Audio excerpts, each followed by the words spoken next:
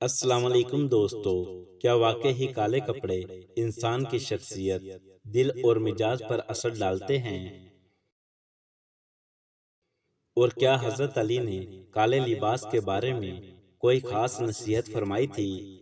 آج کی ویڈیو میں ہم اسی حقیقت کو جانیں گے۔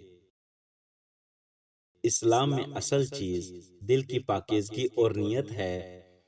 نبی کریم صلی اللہ علیہ وآلہ وسلم نے مختلف رنگوں کے کپڑے استعمال فرمائے، مگر سفید لباس کو زیادہ پسند فرمایا۔ حدیث مبارکہ ہے، سفید کپڑے پہنا کرو کیونکہ وہ زیادہ پاکیزہ اور بہتر ہیں۔ بعض علماء کے مطابق ہر وقت سیاہ لباس پہننا انسان کے مزاج پر اثر ڈال سکتا ہے۔ نفسیات بھی کہتی ہے کہ بہت زیادہ گہرے رنگ کبھی کبھی سختی، غصہ یا اداسی بڑھا دیتے ہیں۔ اسی لیے اسلام میانہ روی اور خوبصورتی سکھاتا ہے۔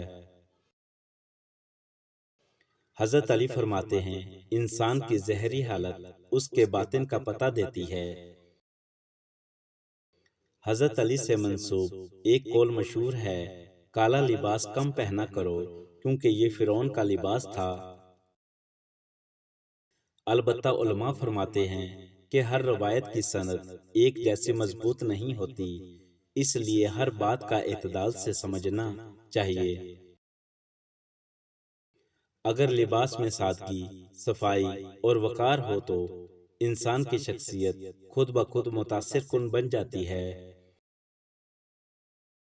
کالے کپڑے پہننا اسلام میں حرام نہیں۔ بعض موقع پر نبی کریم صلی اللہ علیہ وآلہ وسلم نے سیاہ امامہ بھی استعمال فرمایا۔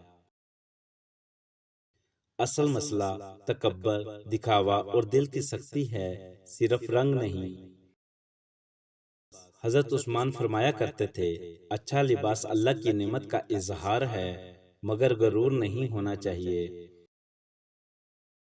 یعنی انسان جو بھی پہنے، عاجزی اور پاکیزگی کے ساتھ پہنے۔ ایک حدیث کا مفہوم ہے، اللہ تعالیٰ خوبصورت ہے اور خوبصورتی کو پسند فرماتا ہے۔ بعض لوگ ہر وقت کالا لباس پہن کر خود کو الگ اور سخت ظاہر کرنے کی کوشش کرتے ہیں۔ حضرت علی فرماتے ہیں، انسان کی ظاہری حالت اس کے باطن کا پتہ دیتی ہے۔ اسلام رنگوں سے زیادہ کردار کی خوبصورتی سکھاتا ہے۔ اگر دل میں حسد، غصہ اور تکبر ہو تو سفید لباس بھی فائدہ نہیں دیتا، اور اگر دل صاف ہو تو سادہ لباس بھی عزت دیتا ہے۔ یاد رکھیں، لباس انسان کی پہچان ضرور بنتا ہے، مگر اصل پہچان اخلاق اور کردار ہوتے ہیں۔ حضرت علی فرماتے ہیں، انسان اپنی زبان اور اخلاق کے نیچے چھپا ہوتا ہے۔ اگر آپ چاہتے ہیں کہ ہم مزید اسلامی، نفسیاتی اور حکمت بھری ویڈیو لائیں، ویڈیو کو لائک، شیئر اور چینل کو سبسکرائب ضرور کریں۔ اللہ تعالی ہمیں ظاہری خوبصورتی کے ساتھ اچھا اخلاق بھی عطا فرمائے۔ آمین۔ شکریہ۔